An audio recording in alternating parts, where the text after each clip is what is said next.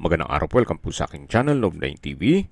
Patalasasan po, meron po ba kayong mga properties na napapabayaan or non-performing assets?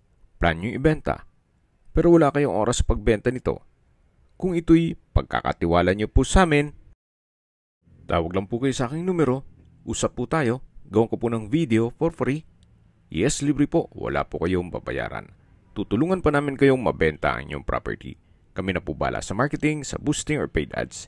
Even sa tripping, hindi na po kayo mapapagod sa pag-entertain ng mga buyers. Kami na po bala sa lahat. Tawag lang po kayo.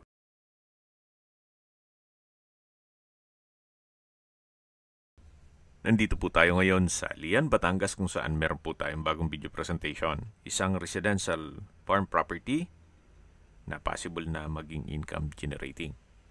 May lot area po ito na 2,000 square meters at ito'y nakabakod na.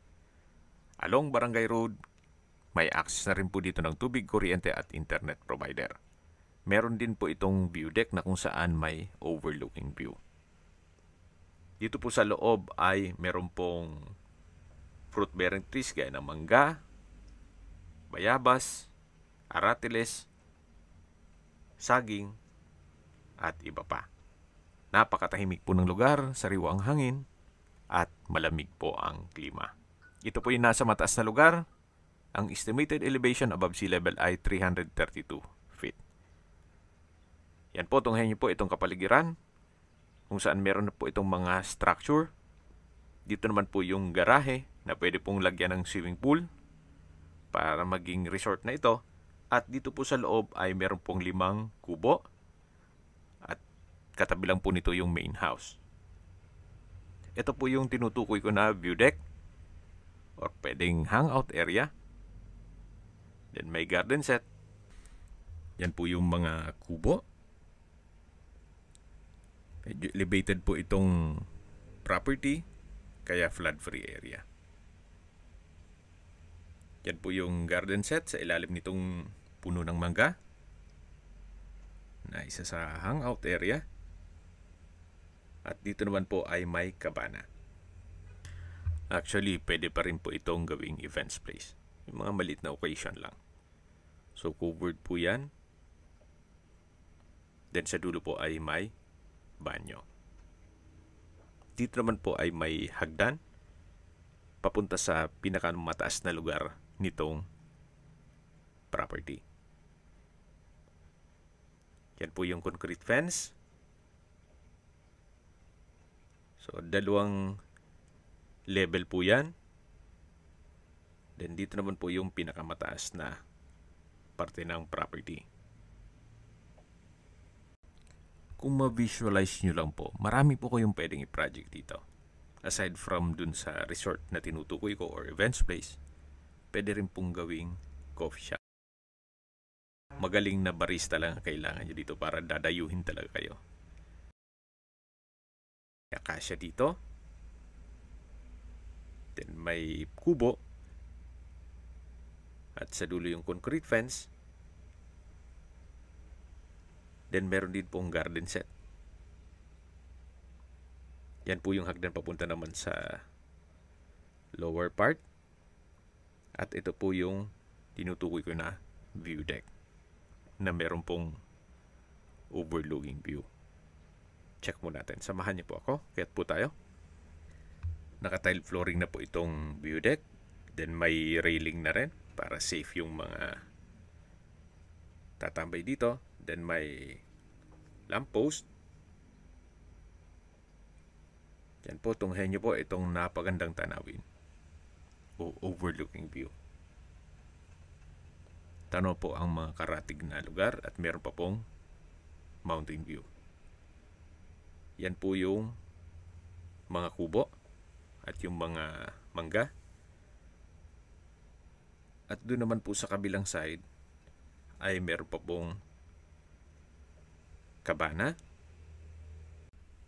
Sa setup po nito, ang kulang na lang po ay swimming pool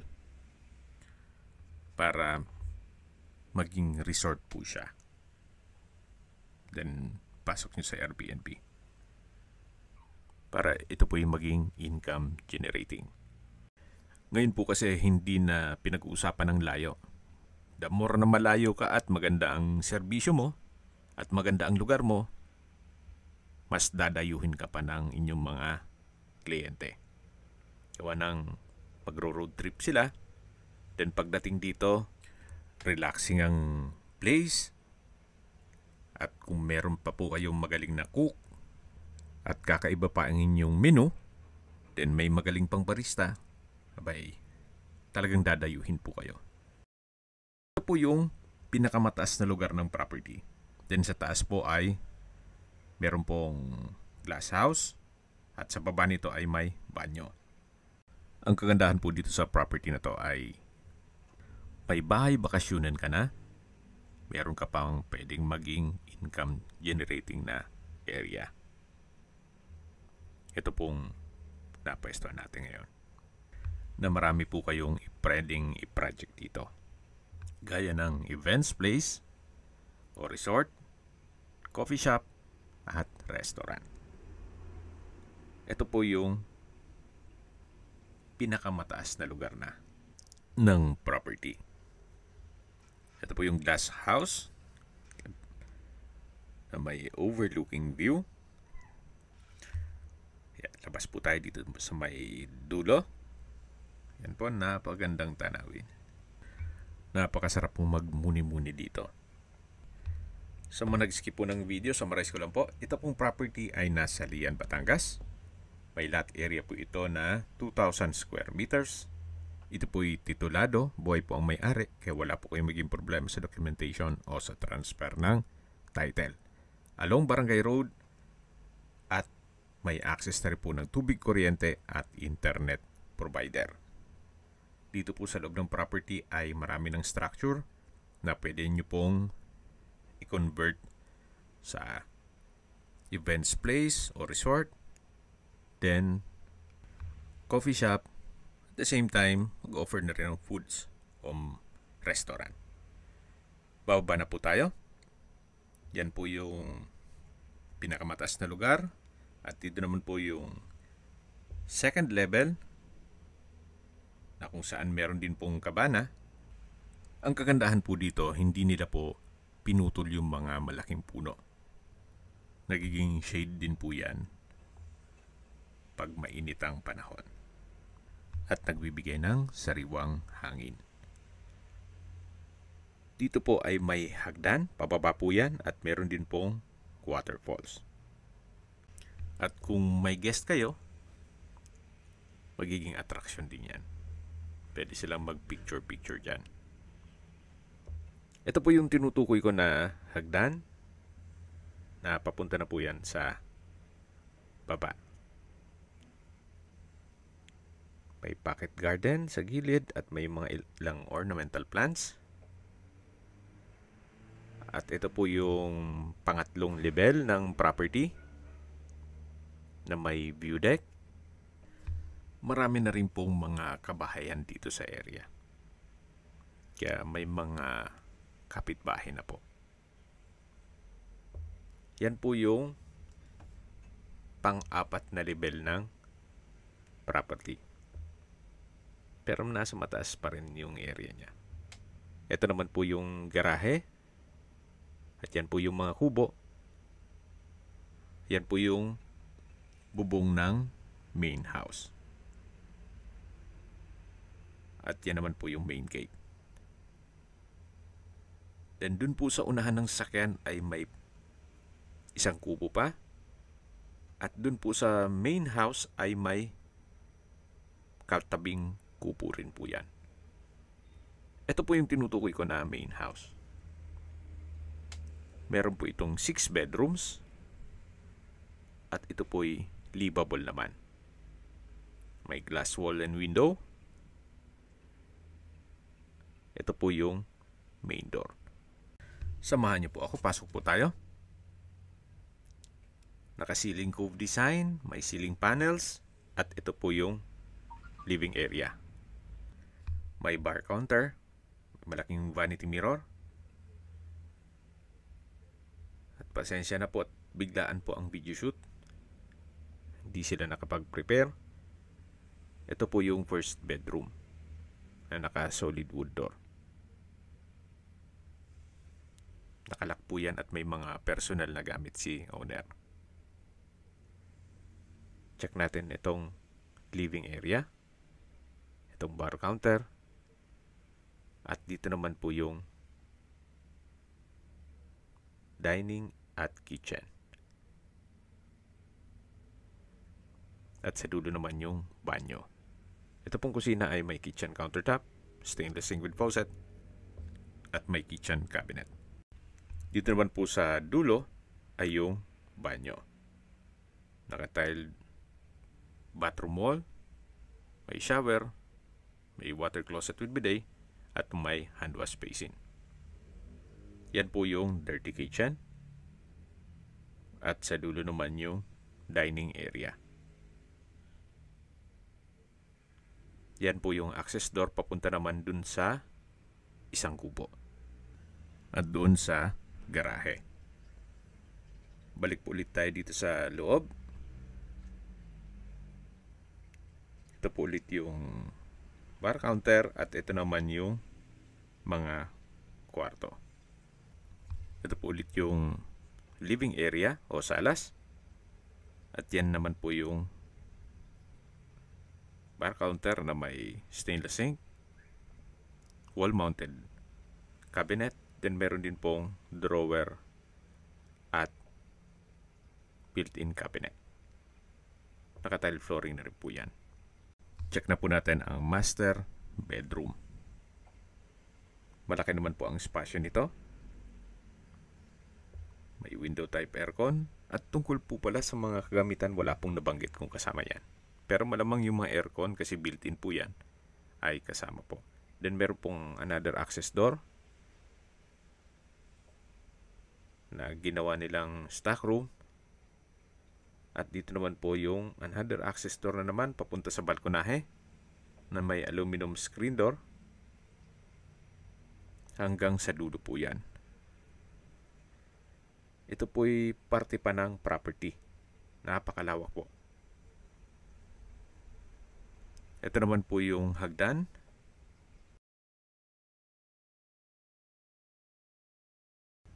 Ito po yung naka-concrete staircase at stainless handrail. Diyan po naman ay nakalock din, kaya hindi natin ma-check. Siguro upon tripping, pero po malaking kwarto po yan sa taas.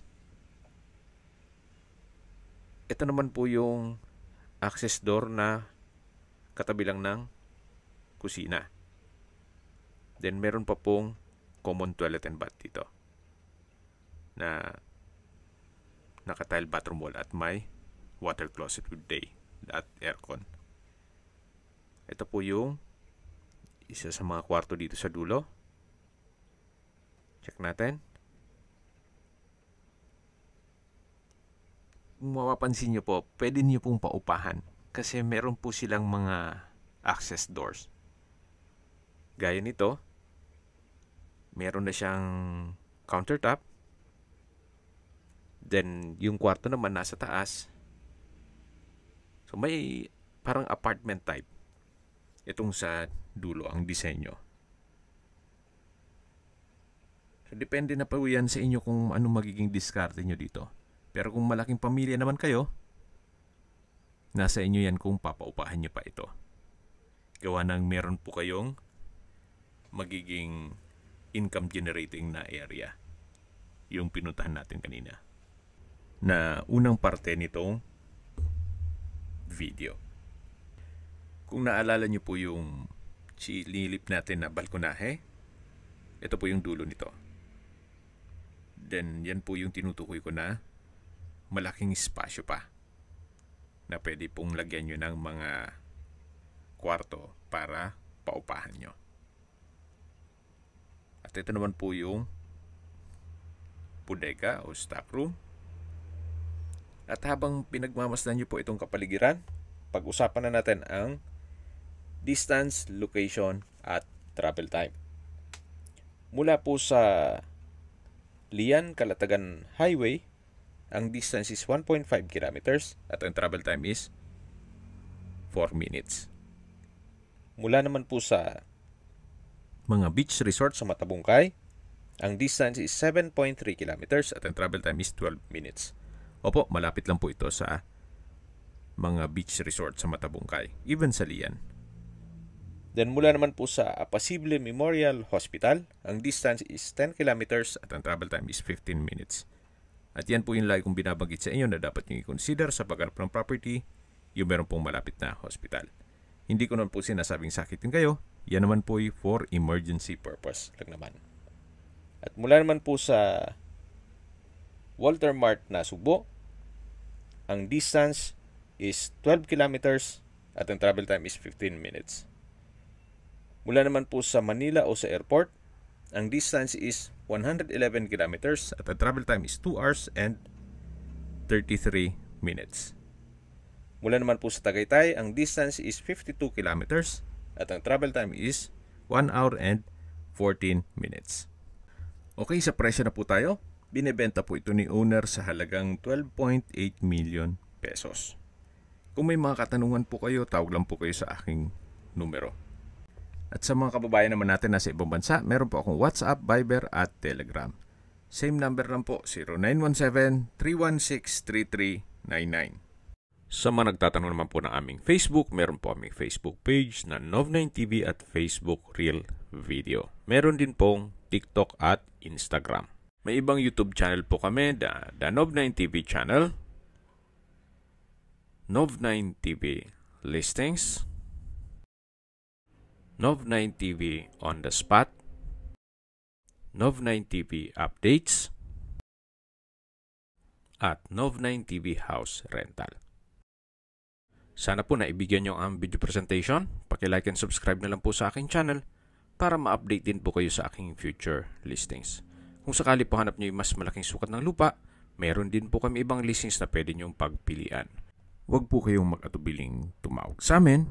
Then, let us know your budget para malaman namin kung anong property pwede naming ilog sa inyo. Sa lahat pong viewers, subscriber at nagtiwala po sa amin, salamat po sa suporta.